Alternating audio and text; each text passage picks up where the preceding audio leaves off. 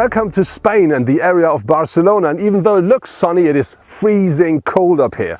But nevertheless, today we're gonna drive the brand new top model of the Kia Ceed series, which is the new Kia ProCeed, and in our case it's the top version, the GT. This is a 5-door shooting brake in the compact segment, and how it drives, what else it delivers and where it's weak, let's find out now.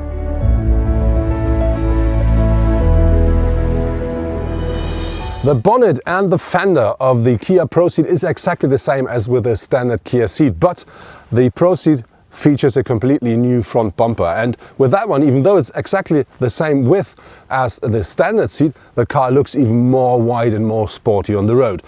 And to give the car the extra sporty look, we do find very often glossy elements like here and here, just to give him the extra kick. And very important with the car, it comes as standard with full LED headlamps and LED daytime running lights. And what I really like is these 4 single lamps here, because that reminds me a bit to the so-called ice cube design of the old Kia Ceed GT. And to give our version, the GT, the extra kick, you do find red elements right here, and you do find this red stripe here at the front wing, just to give the car the extra sporty look and to identify it as the GT.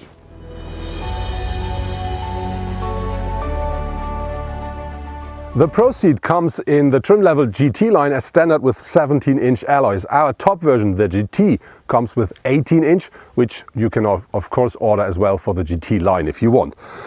The car overall is 4.61 meters long, and that means it's about 30 centimeters longer as a standard Ceed.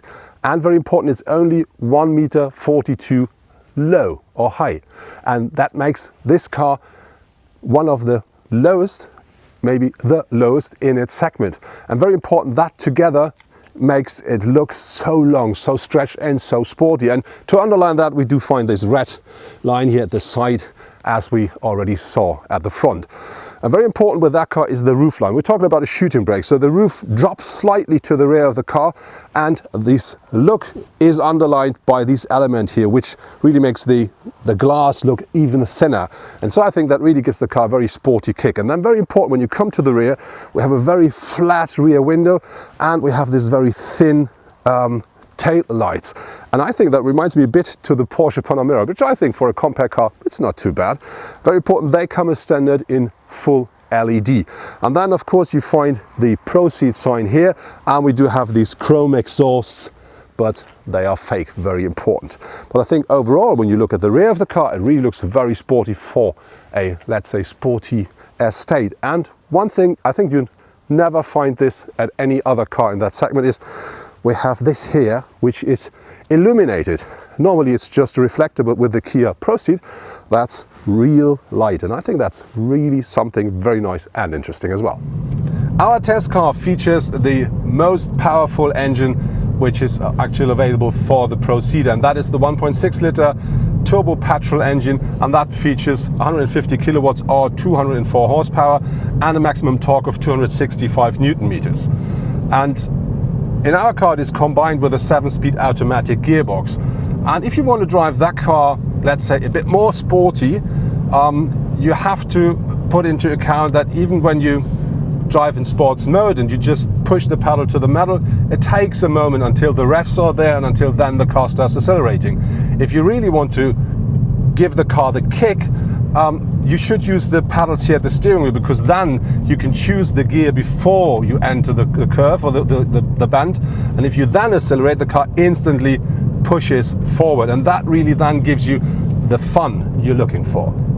There are 3 different engines available for the new ProCeed, which is one diesel. It's a 1.6 liter engine, and that delivers 136 horsepower. And then we have 2 petrol versions. The smaller one is a 1.4 liter that delivers 140 horsepower.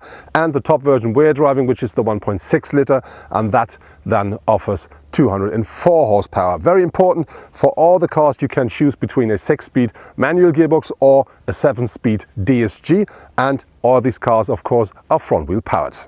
The noise level inside of the ProCeed, I think, is absolutely fine for a compact car, and very nice is that you always hear a little bit of a sporty sound from the engine, even if you drive in standard mode. But if you then put the car into sports mode and drives it into the revs where it's really fun to drive, then you get the rev sound, so the engine sound you want, on top as well. Thanks to the special shape of the ProCeed, the Mercedes CLA shooting brake is basically the only real competitor of the Kia. But with a starting price of over 31,000 euros, the Mercedes is about 8,000 euros more expensive than the base of the ProCeed. In addition, at Mercedes you have to pay for a lot of special equipment, which comes with a Kia's base.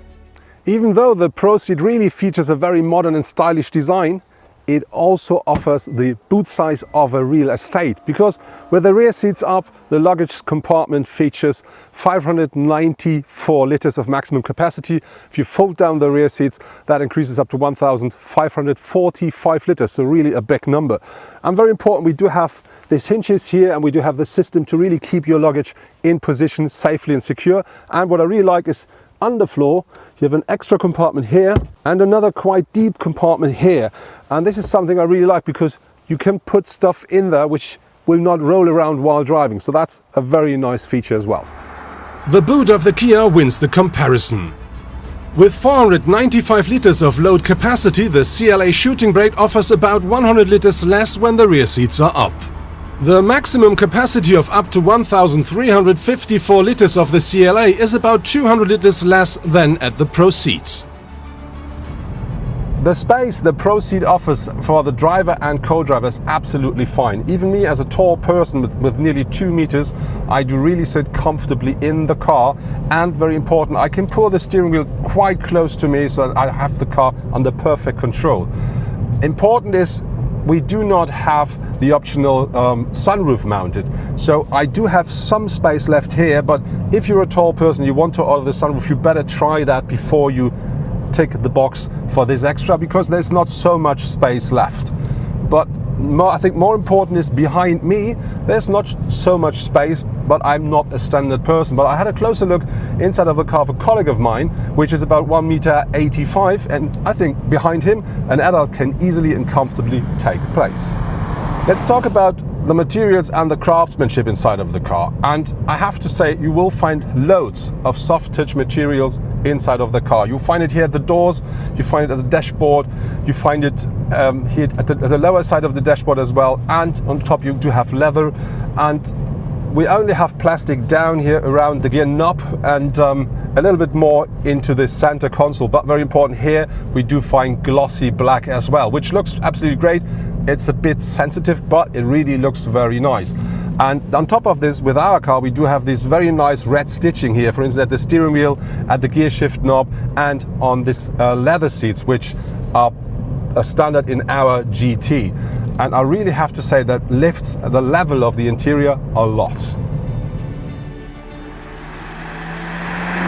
The standard equipment of the Kia ProCeed is really great. Already the base model offers a heated leather steering wheel, a high beam assistant, a cruise control, a rear view camera and more. The standard assistance systems coming with the base model are very comprehensive. It includes, for example, a fatigue detection, an active lane assist, a cross traffic alert and a front collision assist with pedestrian detection. Our GT variant also offers an electric tailgate, a heated windscreen, partial leather sports seat, wireless charging for mobile devices and many more. Kia says the 1.6 liter engine should take 7.1 liter per 100 kilometer driven in average. But that's the NEF-set number, not the WLTP. And we didn't reach that number during our test drive, but I have to say we drove quite sporty. So our car took a bit more than 11 liters per 100 kilometer driven, but inside of the computer of the car there was a long run number as well, and that was 10.1. So I think if you drive the car a bit more easy, you could easily reach a number beneath 10. And I think for a car of that size, for a car of that amount of power, that's a reasonable number. The seats inside of the ProCeed really do deliver loads of comfort, and they're still quite comfortable. And this support is very important if you want to drive the car more sporty.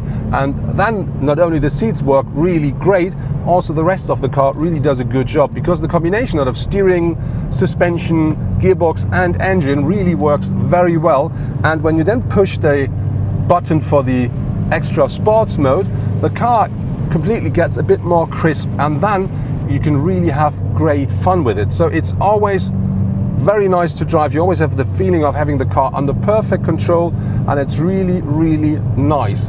And very important is on the other way, of course, if you have one of these super sports compact cars like a car with 300 horsepower, yes, that's more sporty than this one here. But on the other hand, if you only want to have a very sporty estate, that car delivers more than you need.